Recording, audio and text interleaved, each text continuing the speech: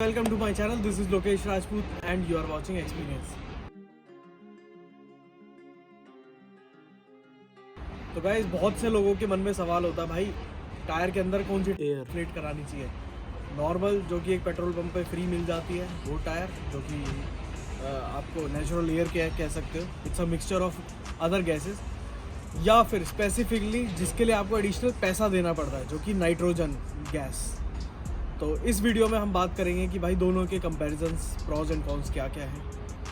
तो बने रहें इस वीडियो में। तो मैं बताने जा रहा हूँ इस वीडियो के माध्यम से कि भाई नॉर्मल एयर और कंप्रेस्ड एयर में क्या डिफरेंस है। नॉर्मल एयर जो कि आपको नेचुरली जो मिलती है वो होती है जिसके अंदर 78% नाइट्रोजन होता है, 21% ऑक्सीजन होती है और 1% अदर गैसेस होती हैं जिसके अंदर carbon dioxide, water vapours etcetera. तो प्रॉज एंड कॉन्स मैं डिटेल में फटाफट बताता हूँ आपको। जब कई बार आपने ऑब्जर्व किया होगा कि भाई गाड़ी का जब टायर आप चेंज कराते हो 5-10 हज़ार किलोमीटर चल जाता है, एक दो छोटे छोटे माइनर पंचर भी हो जाते हैं, उस केस में क्या होता है आपका हर हफ्ते या 15 दिन में उसकी हवा कम होने लगती है। नॉर्मल अगर आप एयर टायर इन्फ्लेट करते हो जो नेचुरल एयर है, तो कई बार क्या चांसेस होते हैं कि यार आप ये देखते हो कि यार बार बार हवा निकल रही है, खुद से कैसे निकल रही है। तो उसका रीज़न ये होता है कि जो एयर होती है, नेचुरल एयर होती है, उसके अंदर जो पार्टिकल्स हैं बेसिकली उसका जो मॉलिक्यूल साइज़ होता है वो कंपैरेटिवली नाइट्रोजन के कंपैरिजन में बहुत छोटा होता है। छोटा होने की वजह से जो माइनर लीकेजेस हो जाती हैं, wear and tear, tyre road पे चलेगा तो कुछ ना कुछ देखो माइनर पंचर, हमेशा मेजर पंचर नहीं होगा, माइनर भी हो सकते हैं। तो या साइड से कहीं बम्प्स वगैरह में जो साइड बाउंड्रीज होती हैं एलॉय का या रिम का, वहाँ से भी लीकेज हो जाती है थोड़ी बहुत। तो उस वजह से जो नेचुरल एयर का मॉलिक्यूल छोटा होता है, इस वजह से वो साइड से लीक भी हो जाता है।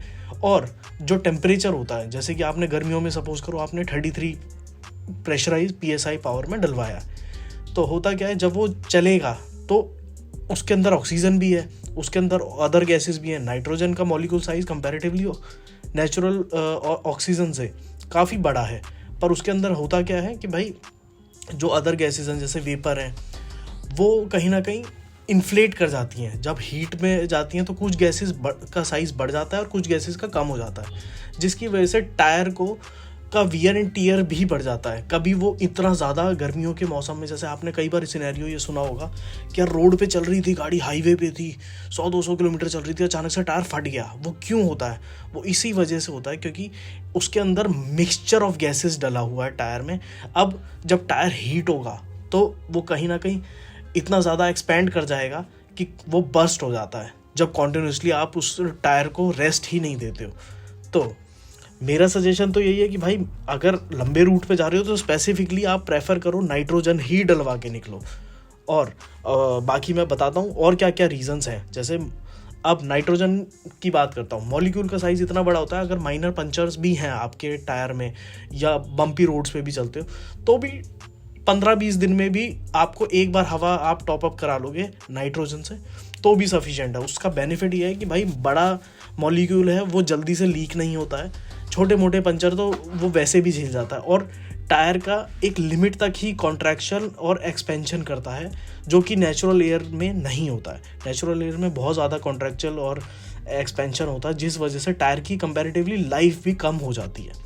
नाइट्रोजन अगर आप प्रेफर करते हो तो वो कहीं ना कहीं आपकी राइड को बेटर स्टेबिलिटी, बेटर कंट्रोल देता है, क्योंकि पूरे व्हीकल का लोड उस पर्टिकुलर एक टायर पे होता है। अगर चारों टायरों में से एक टायर पे भी लोड ज़्यादा आएगा, अगर उसका प्रेशर कम होगा या एक्स्ट्रा हुआ तो आपका व्हीकल बिल्कुल स्टेबल परफॉर्म नहीं करेगा। उस वजह से आपको ड्राइविंग में काफ़ी ज़्यादा प्रॉब्लम आएगी और जो टायर का व्हील बैलेंसिंग और अलाइनमेंट है वो भी कहीं ना कहीं डिस्टर्ब होगा ही होगा फॉर श्योर। इसके अलावा नाइट्रोजन का बेनिफिट ये है कि इसका टेम्परेचर कभी भी ये गर्मियों में भी गर्म होने की वजह से एक्सपैंड नहीं होता, जिसकी वजह से आप लंबी ड्राइव, लॉन्ग ड्राइव पे स्पेसिफिकली इसको प्रेफर ज़रूर करें। टायर की स्टेबिलिटी बनी रहती है, हेल्थ को मेंटेन रखता है। जो ओवरऑल लाइफ है टायर की, जब उसका प्रेशर सही होगा तो ऑटोमेटिकली उसकी लाइफ भी सही रहेगी। और the best part is nitrogen के अंदर वेपर फॉर्म नहीं होता है, जैसा कि मैंने बताया नेचुरल एयर के अंदर वेपर फॉर्म हो जाता है। उसकी वजह से जो उसका एलॉय के इनसाइड वाला जो एरिया है या फिर जो स्टील रिम्स भी होते हैं, कई बार आपने देखा होगा जब आप टायर चेंज कराते हो तो जब नेचुरल एयर हमेशा से आपकी प्रेफरेंस रही है, आपने वही डलवाई है, उसकी वजह से क्या इशू आता है कि भाई स्टील रिम्स वगैरह में रस्टिंग आ जाती है, एलॉय के एजेस पे रस्टिंग आ जाती है। तो अगर आप कंपैरेटिवली नाइट्रोजन को सिलेक्ट करेंगे तो ये चैलेंज नहीं आएगा, क्योंकि इट्स अ ड्राई एयर। साथ ही साथ नाइट्रोजन ड्राई तो होती है और बेटर माइलेज भी इसका कई टायर्स में तो ये मेंशन भी होके आने लगा है आजकल कि भाई कौन से टायर पे अगर आप इतने PSI का टेम्परेचर मेंटेन करेंगे और विद नाइट्रोजन तो आपको पर किलोमीटर कितना एड ऑन आपको माइलेज मिलेगी। आई अंडरस्टैंड कि ये थोड़ा सा कॉस्टली ज़रूर है, दूसरी साइड नेचुरल गैस आपको फ्री मिलती है, बट ओवरऑल अगर देखा जाए तो दोनों का ह्यूज डिफरेंस है। स्पेसिफिकली मैं समर्स में तो आपको प्रेफरेंस यही दूंगा कि अपने 4 व्हीलर्स में भाई नाइट्रोजन ही प्रेफर करें। तो I hope you like the video guys. मेरा तो यही सजेशन है कि भाई पैसा स्पेंड कर सकते हो, एक ड्राइव कंफर्ट चाहिए, अपने व्हीकल के टायर को लाइफ देनी है, तो वो पैसा कहीं ना कहीं वहाँ पर एडजस्ट हो जाता है जो आप उस पर नाइट्रोजन गैस में उसमें इन्वेस्ट करते हो। फ्री की एयर डलानी है, रनिंग बहुत कम है, परफॉर्मेंसेस पे ज़्यादा ध्यान नहीं देना है कि ड्राइव कंट्रोल कैसा होना चाहिए, टायर की लाइफ कैसी होनी चाहिए, माइलेज कैसी आनी चाहिए, तो यार फ्री की चीज़ पे भी जा सकते हो, बहुत ज़्यादा फ़र्क नहीं है। हाँ, थोड़ा सा स्पेंड करने में उतना अगर नाइट्रोजन पे इन्वेस्ट करोगे तो बाकी का आपके फ्यूल एफिशिएंसी और गाड़ी व्हीकल की लाइफ और टायर की लाइफ पे वो आपका कहीं ना कहीं कंपनसेट हो जाएगा। तो मेरा तो सजेशन यही है भाई, डायरेक्ट और इनडायरेक्ट ना देख के नाइट्रोजन पे मूव करो, specially in summers. All right guys, bye bye, take care, stay tune. और ऐसे ही अमेजिंग टिप्स एंड टेक्निक्स जानने के लिए इस चैनल को सब्सक्राइब करें।